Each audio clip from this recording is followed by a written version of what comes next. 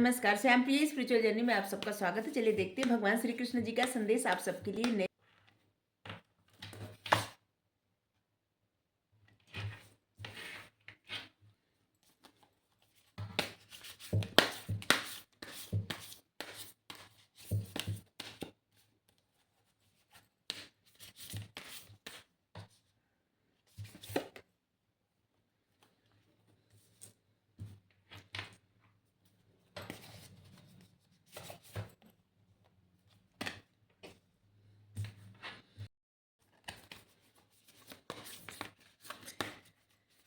पहला कार्ड है प्रेटेंड्स, दूसरा कार्ड है restless mind, the restless mind, और seed of creations, third card infamy,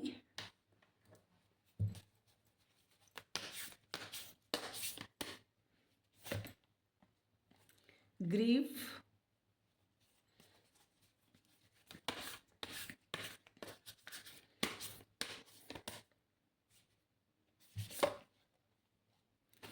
friend और एनिमी। कार्ड क्यों आ रहा है बार बार? जिसे लग रहा है कोई तो ऐसा है जो समझ नहीं पा रहा है कि दोस्त कौन दुश्मन कौन है। विजडम, यहाँ पे बुद्धि का कार्ड आया है, विजडम। आपके लिए ये संदेश है कि आप जैसे हैं, जैसे कि जो हैं वही रहिए, सबके सामने भी वही रहिए, ठीक है। कुछ भी प्रिटेंड मत करिए, ठीक है। जैसे कि अगर आपका मन जैसे धार्मिक चीज़ों में लगता है, या आप आस्थावान हैं या नास्तिक हैं या आस्तिक हैं, ठीक है। जैसे ईश्वर के प्रति समर्पित है या नहीं है, आपका मन नहीं लग रहा है। अगर मान लीजिए आपका मन नहीं लग रहा है कुछ भी चीज़ों में, तो नहीं लग रहा है तो कोई बात नहीं, जैसे है ना आप वैसे ही, जैसे आप। और आपके लिए कहा जा रहा है कि जो भी आपको कार्य मिला है, आपके जो कर्म है, उस कर्म पथ से आपको पीछे नहीं हटना है। क्योंकि आपने अगर कुछ जैसे अपने रूल बना लिए हैं, आप अपने कुछ कर्म करने के लिए ठान लिए हैं कि आपको वो करना है। जैसे मान लीजिए आप किसी को वचन दे दिए हैं, या अपने मन में कुछ ठान लिए कि आपको ये करना है, तो आपको वो करना चाहिए, ठीक है।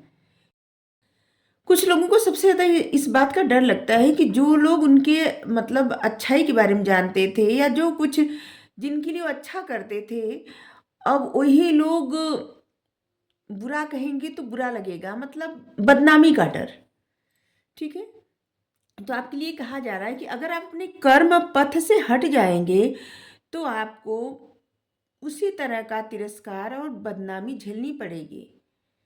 तो इसलिए कर्म करना बहुत ज़्यादा ज़रूरी, और जैसे है बस उसी तरह के कर्म करिए। किसी को दिखाने के लिए, किसी को जताने के लिए, या कुछ किसी को साबित करने के लिए अपने आप को झुठलाइए मत। आप जिस तरह से हैं, जैसे भी हैं, बस वैसे ही रहिए। किसी के लिए खुद को कुछ अलग मत दिखाइए, अलग मत बनिए। जो भी आपको कर्म मिले हैं वही कर्म करिए। अगर आप बहुत आस्थावान हैं तो किसी से मत डरिए, उस आस्था को प्रकट करिए। अगर आपको आस्था नहीं है जैसे किसी भी चीज़ में, या ईश्वर में, या किसी चीज़ में, तो आप जिस तरह से हैं ना बस वैसे ही रहिए। कुछ भी आपको प्रिटेंड करने की आवश्यकता नहीं है। आप जिस तरह से हैं बस उसी तरह से रहिए, ठीक है। जब आपका मन जिस चीज़ में लगे, जो अंतरात्मा आपकी करे, बस वही करिए, ठीक है। द रेस्टलेस माइंड, बेचैन मन, ग्रीफ। बेचैन मन ही आपके दुखों का कारण होता है। क्या होता है ना कि आपको लगता है कि जैसे आपका मन आपको जैसे भटकाता है, जैसे कि आपको अपने आप को ऐसे लगता है ना कि जैसे आप किसी को याद नहीं कर रहे हैं, नहीं करेंगे, या किसी से आपको नफरत है, या किसी से आपको मतलब देखना नहीं चाहते। जैसे सिर्फ उदाहरण दे रहे हैं, ऐसा नहीं कि आपके मन में आपका बेचैन मन ऐसे है कि जैसे किसी से आपको कुछ नहीं लेना देना, लेकिन इसके बावजूद आपको बहुत कष्ट हो रहा है, दुख हो रहा है। ग्रीफ, दुख। तो भगवान यहाँ पे भीष्म जी से कहते हैं कि आप मृत्यु के शैया पर लेटे हुए हैं और आंखें बंद किए हुए हैं। इसके बावजूद आपको इतनी फिक्र क्यों है कि कौन युद्ध में मारा गया, कौन जीवित है? आपको तो, अगर आप सच में आस्तिक हैं, सच में भगवान पे भरोसा करते हैं, सच में सब कुछ समर्पण कर दिए हैं, तो किसी के प्रति मोह क्यों? अगर इंसान किसी के, जैसे कि सच में भगवान से जुड़ गया है, तो फिर उसके मन में किसी और के लिए मोह इतना क्यों? उसके मन में तो न तो किसी जीवित व्यक्ति के प्रति मोह रहना चाहिए, न तो किसी ऐसे व्यक्ति के लिए जो इस दुनिया में नहीं है। लेकिन आप फिर भी मोह से घिरे हुए हैं, इसीलिए आपका मन इतना बेचैन है। फ्रेंड और एनिमी और सीड ऑफ क्रिएशंस, सभी के बीज यही है, भगवान ठाकुर जी, श्री कृष्णा जी। सभी के मतलब सब तत्व इन्हीं से हैं, कण कण में ये विद्यमान है। कहीं भी ऐसा कुछ नहीं है जो जहाँ पे विद्यमान न हो, जहाँ पे न हो। कहीं ऐसी जगह नहीं है जहाँ पे न हो। और जो लोग मानते हैं उनको ये प्रत्यक्ष दर्शन भी देते हैं। हम बता रहे हैं प्रयाग दत्त जी, उनको सब लोग बहुत, मतलब जो लोग ऋषि महर्षि तक उनको मामा जी कहते थे। वो मामा जी के नाम से भगवान के महान भक्त मशहूर हुए हैं। तो जब प्रयाग दत्त जी पैदा हुए, जिससे पैदा होने वाले थे, उनके पिता की डेथ हो गई। इसके बाद जिस दिन वो चलना स्टार्ट किए, उस दिन उनके घर में आग लग गई, उनका घर पूरा जल गया। अब तो सब लोग सोचने लगे कि जो बालक है ये मतलब सही नहीं है। क्या होता है ना कि सब लोग कहते हैं ना कि इसका वो अच्छा नहीं है, क्या कहते हैं, बदनसीब है, इसे कहते हैं सब लोग ना। तो कोई भी उनके पास नहीं आता, कोई अपने बच्चे को खेलने तक के लिए उनको उनके मतलब उनके पास नहीं भेजता। उनकी माँ दूसरों के घर से किसी तरह से कुछ मांग वांग के ले आती और खिलाती।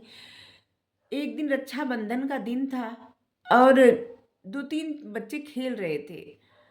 उनकी बहन आई, एक बच्चे की बहन आई उनको बुलाने के लिए और लिवा गई अपने साथ, और राखी बांधी, उनको मीठा खिलाई। ये छुप के देख रहे थे। ये आए अपनी माँ से कहे कि माँ, मेरी बहन कहाँ है, मेरी दीदी कहाँ है? तो पहले तो उनकी माँ लगी रोने, लेकिन वो छोटे से थे तो उनको क्या कहे, वो जिद कर लिए। तो फिर वो जो है कहीं कि तुम्हारी दीदी तो जानकी है। कहीं जानकी कौन? कहीं अयोध्या में रहती हैं और उनके पति तुम रामचंद्र जी तुम्हारे जीजा जी हैं। तो कहें कि सच में? कहें हाँ। कहें माँ, हम दीदी से मिलने जाएंगे। कहें ठीक है, तुम बड़े हो जाओ फिर जाना। तो ऐसे हर साल रक्षाबंधन को वो कहते, ऐसे ऐसे 10-11 साल के वो हो गए। एक दिन वो रक्षाबंधन के कुछ दिन पहले वो इतना जिद कर लिए कि उनकी माँ उनको मतलब भगवान पे समर्पण करके कहीं की इच्छा, ठीक है जाओ, अयोध्या चले जाओ। कि सबके घर से मांग वांग के चावल के कुछ आटा ले आई, चावल पीसी, और उसको चीनी मतलब गुड़ चीनी कुछ डाल के, मीठा डाल के कुछ बनाया जाता है, उसको कोठार कहा जाता है, कठार। उसको बांध के दे दी पोटली में, और कुछ सत्तू दे दी, और कहीं कि ये जो कठार है इसको अपनी दीदी को दे देना, और जो सत्तू है उसको तुम खा लेना। तो कहें कि ठीक है। ये बहुत मतलब बहुत समय की बात नहीं है, 100-150 साल पहले की बात बता रहे हैं, कलयुग की बात है। तो कहेंगे ठीक है। फिर वो सामान लेके वो धीरे धीरे धीरे धीरे अयोध्या पहुंच गए, और अयोध्या जाके जो है ढूंढने लगे कि जी दीदी कहाँ है, जीजा जी कहाँ है। तो कहीं भी जाते पूछते दीदी कहाँ है, कहे कौन दीदी? के तुम जानकी दीदी। कहें कि जानकी दीदी, उनके पति का नाम कहे रामचंद्र जी, राजा है यहाँ के। तो सब लोग मंदिर बता देते। कुछ लोग हंसने लगते, कुछ लोग उनको मंदिर बता देते कि जो मंदिर पे जाओ। मंदिर पे जाके देखे कोई नहीं था, मूर्ति थी। वो लगे रोने से, सबकी दीदी तो ऐसी है, मतलब दिख रही हैं, बोल रही हैं, बात कर रही हैं, सब कुछ कर रही हैं, मेरी दीदी ऐसे मूर्ति कैसे हो सकती है? दीदी जीजा जी सब लोग, वो उनको जिद हो गई कि नहीं, हमको दीदी और जीजा को देखना है। और रोज बस बिना खाए पिए ऐसे बैठे रहे, कई दिन ऐसे बीत गया। एक दिन ऐसे बैठ के रो रहे थे बहुत। फिर देखते हैं कि ढेर सारी हाथी घोड़ा, और जैसे ना राजा आते हैं वैसे हाँ सफ़ेद हाथी पे राजा रानी बैठ के आ रहे हैं। एकदम उजाला हो गया वो देखे। और फिर वहाँ पे सच में जानकी माता और भगवान रामचंद्र जी आए। जानकी माँ उनको राखी बांधी, और वो जो उनकी माँ दी थी कठार उनको खिलाई। मतलब हाँ, पहले उनको खिलाई फिर खुद खाई, भगवान जी को खिलाई, भगवान जी को खिलाई फिर खुद खाई। और इसके बाद थोड़ा सा प्रसाद उनकी माँ के लिए भी दे दी, कहीं कि ले जाके अपनी माँ को दे देना। वो जिद करने लगे कि दीदी हम आपके साथ चलेंगे, कहीं कि नहीं, अभी तुम अपने माँ के पास जाओ, माँ इंतजार कर रही होंगी, इसके बाद फिर आना, जरूर आना। बहुत समझाए फिर वो चले गए। अपनी माँ को जाके सब बात बताया। उनकी माँ खुशी से इतनी बेहवल हो गई कि उनकी माँ खुशी में ही चली गई भगवान के पास। इसके बाद वो अकेले हो गए। फिर सोचे कि हम जाके अपनी दीदी के साथ रहेंगे, और चले गए अपनी दीदी के साथ, फिर अयोध्या चले गए। फिर खोजने लगे, कहीं नहीं मिले। सबसे कहते कि दीदी से हम मिले थे, सब लोग उनका मजाक बनाते, सोचते कि नहीं ये झूठ बोल रहे हैं, या सोचते बालक है कुछ सपना देखे होंगे। फिर एक वहाँ के महंत थे, वो भी बहुत ज़्यादा ज्ञानी थे, उनके पास गए, उनको सब बताए तो उनको विश्वास हो आया। क्योंकि जब वो भगवान से मिले, उनका जूठा प्रसाद खाए तो उनके मुख से एकदम तेज प्रकट हो रहा था। और जिसको देख के वो खुद समझ गए थे कि सच में ये सच बोल रहे हैं। और उनके पैर छूने लगे, कहे जानकी हमारी माँ है, और आप तो हमारे मामा जी हुए, जानकी के भाई जी। इसके बाद वो सब कथा सुनाए, रामायण रामचरितमानस सब उनको कथा सुनाए, क्या हुआ था कैसे हुआ था। लेकिन वो छोटे ही थे तो उनको समझ में नहीं आया जाता। उनको तो लगता था कि सच में जानकी हमारी दीदी हैं और रामचंद्र जी हमारे जीजा जी हैं। वो कथा सुने तो उनको लगा कि हमारे दीदी जीजा को जो है बनवास मिल गया है। और वो बहुत दुखी हुए, सोचे जीजा जी ठीक है लेकिन दीदी को क्यों लेके गए, कांटे वाटे पैर में धंस जाएगा। मतलब उनको बहुत गुस्सा आया, वो लगे भगवान जी को उल्टा सीधा बोलने कि मेरी दीदी को अपने साथ, मतलब महल में नहीं छोड़े आराम घर से रहने के लिए, अपने साथ वन में गए, लेके गए। तो क्या किए कि सबसे मतलब पैसा लिए, सबसे लेते पैसा पैसा मांगने लगे वो सबसे। लिए लेके चप्पल बनवाए 3 जोड़ी, 3 बिस्तर लिए, रजाई गद्दा सब लिए, खाट बनवाए, और उस सब कुछ लाद के चले गए चित्रकूट। चित्रकूट गए, वहाँ पे सब रख दिए और इंतजार करने लगे किसी रास्ते से दीदी जीजा आएंगे। कई दिन बीत गया, फिर नहीं आए वो लोग। तो इनको लगा कि हम सामने से देख रहे हैं इसलिए नहीं आ रहे हैं, और गए, छुप के बैठ गए एक जगह। छुप के बैठ गए तो देखते क्या है कि सच में भगवान रामचंद्र जी, लक्ष्मण जी, सीता जी, उनके जो बिस्तर है आके उस पर बैठ गए। तब ये आए, कहे कि मेरे सामने नहीं आए आप लोग, ऐसे छुप के आते हैं। और लगे अपनी दीदी को चप्पल पहनाने। तो उनकी दीदी कही नहीं, पहले भगवान को पहनाइए, अपने जीजा जी को पहनाइए। तो जीजा को पहनाए, फिर दीदी को, सभी लोगों को चप्पल पहनाए। फिर भगवान उनसे कहे कि अब तुम जाओ, तुम अपना ये सब ले जाओ। कहे नहीं, जिद करने लगे कि नहीं आपको नहीं लेना मत लीजिए, लेकिन हमारी दीदी को तो ये चाहिए, हमारी दीदी थोड़ी वन में ऐसे ऐसे चलेगी। तो भगवान कहे कि नहीं, हम लोगों को पिताजी का आदेश मिला है बन जाने को, तो नहीं ले सकते। सीता माँ कहीं कि नहीं ले सकते, हम ये हमारे पति हैं, ये जैसे रहेंगे हमको इनके साथ ऐसे ही रहना है। बहुत उनको समझा के भेजी, कहीं जाओ इंतजार करो, और 14 वर्ष बाद हम आएंगे। तो बहुत जिद किए, लेकिन दुखी मन से फिर वापस आए। बोले कितना सब लेके आए, फिर लेके जाना पड़ेगा, क्या करेंगे ले जाके इसको। तो कहे इसी सब पे सोना। कहे कि अच्छा ठीक है। सब उठाए बांध बांध के गाली वाली देते होते आए जीजा को अपने। और 2-3 परक चले होंगे, वो अयोध्या पहुंच आए चित्रकूट से। जैसे कि उनके ऊपर उनको समझ में नहीं आया, उनको लगा कि कई दिन वो चले, लेकिन वो तुरंत अयोध्या आ गए। अयोध्या आए और एक कुटिया बनाए, उसमें अपना तीनों पलंग लगाए एक दूसरे पे रख के, और वहीं पे रहने लगे, उनका इंतजार करने लगे। न तो भजन करते, न पूजा करते, न पाठ करते, कुछ नहीं। बस उनको बचपन से था वो उनको भगवान नहीं मानते थे, उनको समझते थे उनकी दीदी जीजा, और भगवान की उनके ऊपर बहुत अद्भुत कृपा कि उनको दर्शन भी मिल गया। तो ये भगवान यहाँ पे कह रहे हैं कि आप किस चीज़ से इतना ज़्यादा मतलब परेशान हो रहे हैं, किस बात से। अगर आपको नहीं समझ में आ रहा है दोस्त कौन है, दुश्मन कौन है, तो अपने मन को ना समझाइए, क्योंकि ये आपके मन की वजह से हो रहा है। जो आपके मन है ना, स्थिर नहीं है, ठीक है। अगर अब आपको किसी पे भरोसा नहीं हो रहा है, तो भगवान कह रहे हैं कि क्यों इस बात की चिंता कि दोस्त कौन है, दुश्मन कौन है। जब हम साथ हैं, सभी में हम हैं, कोई ऐसा नहीं है जिसमें हम नहीं। तो फिर अगर कोई आपके दोस्त भी है, उसमें भी है, जो दुश्मन है उनमें भी है, किसी में ऐसे नहीं है कि जहाँ भगवान ना हो। तो किसी बात की फिक्र किए बिना बस अपने जो कर्म मिले हैं ना, उस कर्म को करते जाइए।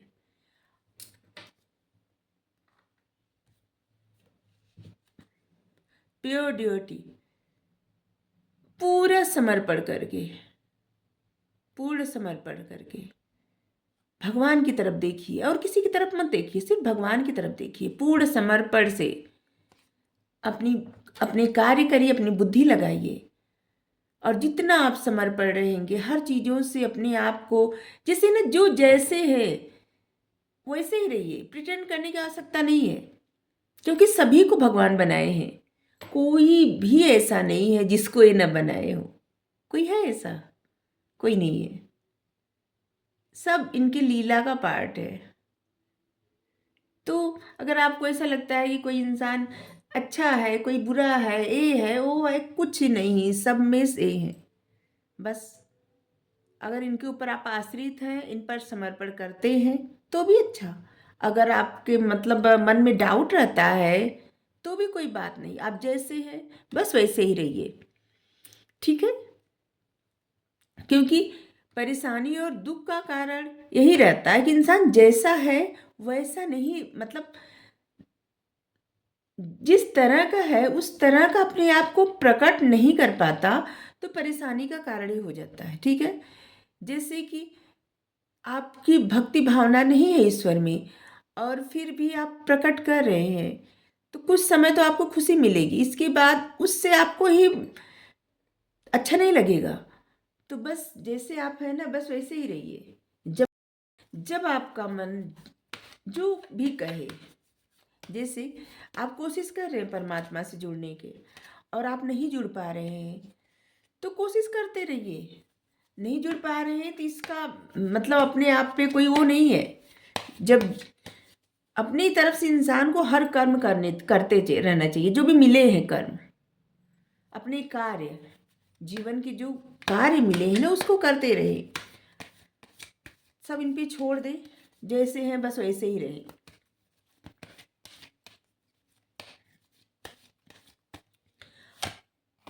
ये जो बेचैन मन रहता है ना, यही दुख का कारण, यही प्रॉब्लम का कारण यही रहता है सब। रीबर्थ,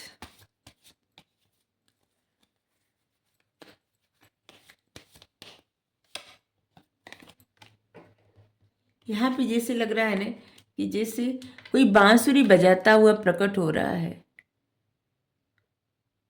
और यहाँ पे राक्षस दिख रहा है, यहाँ पे सिंह दिख रहा है।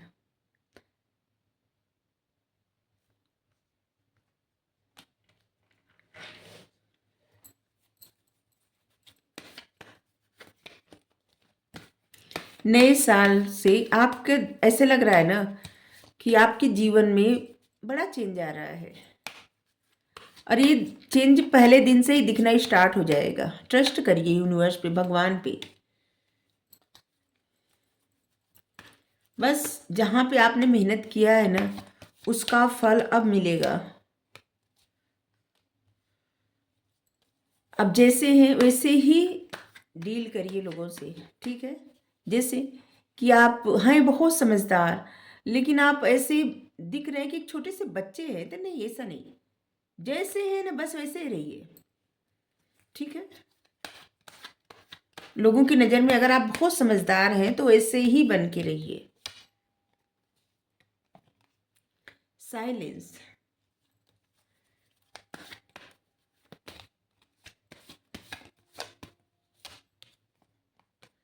क्रिएटर। आप अपनी क्रिएटिविटी से कुछ भी कर सकते हैं और उसको सिर्फ सोचिए मत, प्रैक्टिकल वे में करिए, ठीक है। इस समय ना आपका मणिपुर चक्र ऐसे लग रहा है एक्टिवेट हुआ है, ठीक है। और जिससे आप बहुत क्रिएटिव हुए जा रहे हैं, तो अपनी क्रिएटिविटी को सही जगह यूज़ करिए, ठीक है।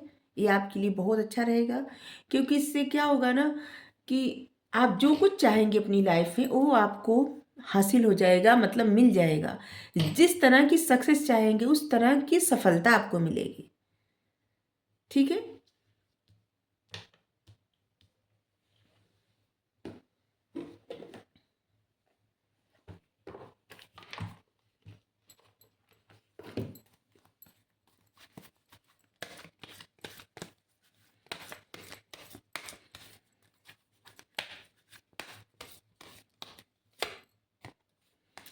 टालना, अपने दुख दर्द की चर्चा कम कीजिए या न करें, अपनी चेतना में उन्हें स्थान न दीजिए।